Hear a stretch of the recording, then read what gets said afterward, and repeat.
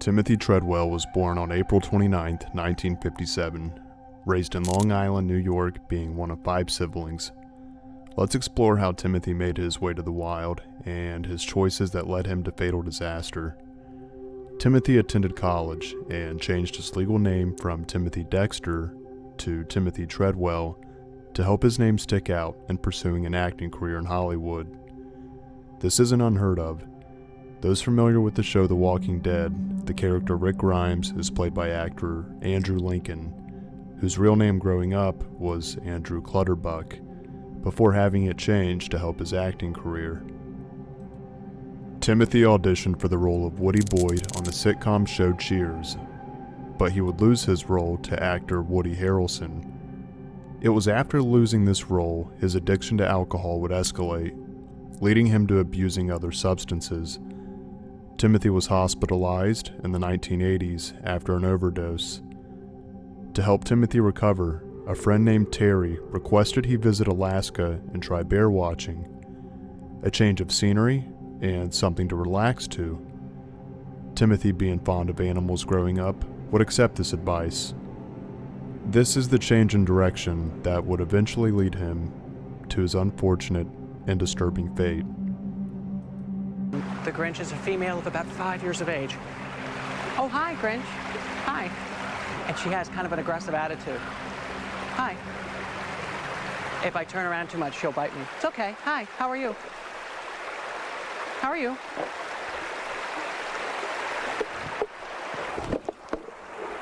Don't you do that. Don't you do that. Back off. Timothy stated in his 1997 book, Among Grizzlies, that his first experience felt like a joke. He wasn't prepared for the harsh weather, and that he wasn't able to get a good look at the first bear. When the bear noticed him, it turned away. He stated he was saddened that any bear would find him a threat. Although it didn't go as well as he initially planned, it was a turning point in his life. He was compelled to be with the bears. He attributed his recovery to his relationship with them.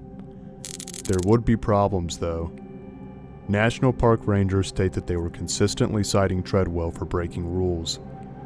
In 1998, he was cited for having an ice chest full of food in his tent, an understandable citation for safety when you're positioning yourself in the surroundings of bears.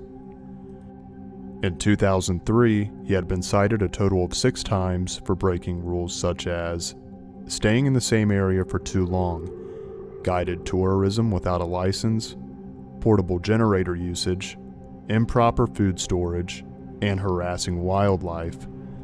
Timothy had become comfortable with his dangerous lifestyle.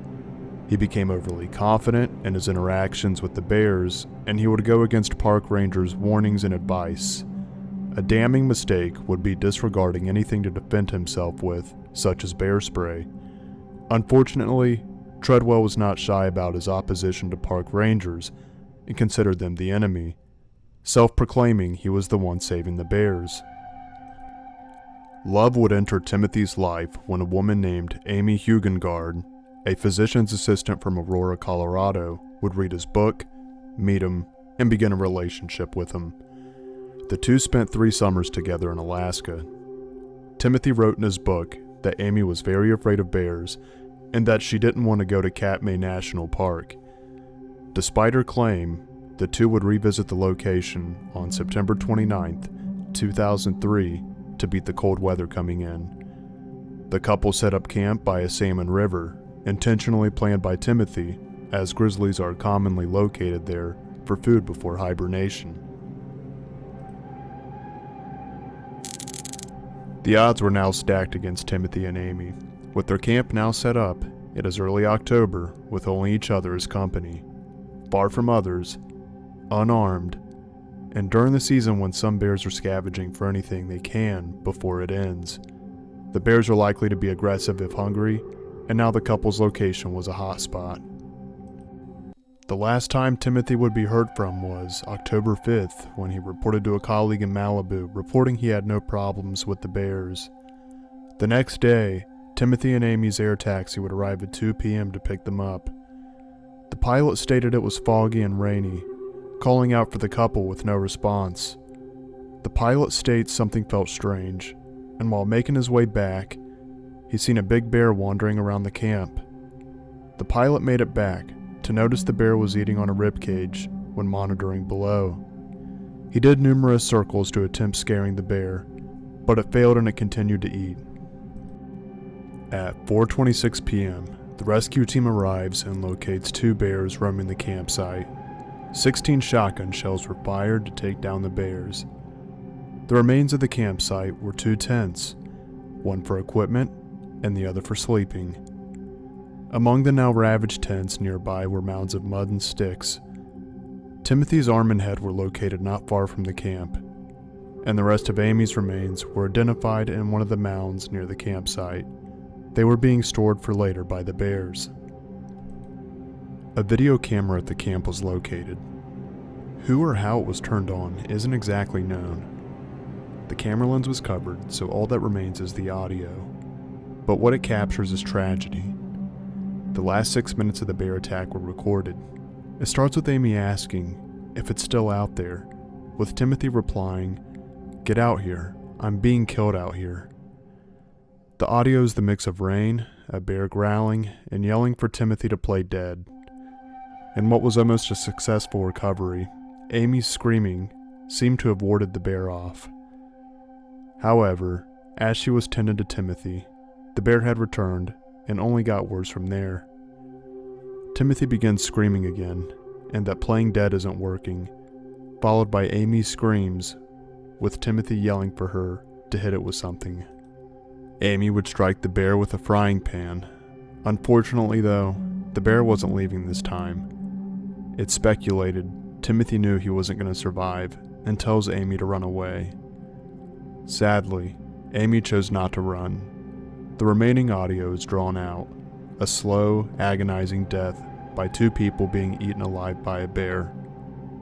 After dissecting the 2 bears, both of their remains and some clothing were found inside. For understandable reasons, the audio was originally set to be destroyed, but is now locked away.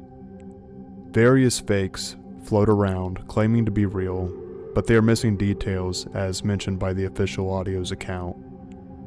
Timothy survived an impressive 13 summers being around bears.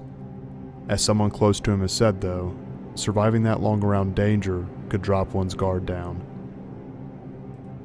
All in all, it's an absolute tragedy, and I would say it's worse for Aimee, who was inexperienced and didn't want to go the last time that they did. Even though she did make the decision to herself, Timothy was well seasoned, and I feel he could have been more responsible for someone else. He was aware that she was scared. He could have at least given her a can of bear spray. What do you guys think? Please like the video if you enjoyed it, and consider subscribing if you like this video and want to hear more. I'd like to know your opinions in the comments. I think it was the wrong place at the wrong time, but I think they should have had self-defense for any trip that they made. I want to thank my current subscribers just by being around. You motivate me to want to make more content. That's all for this one. Take care of yourself out there.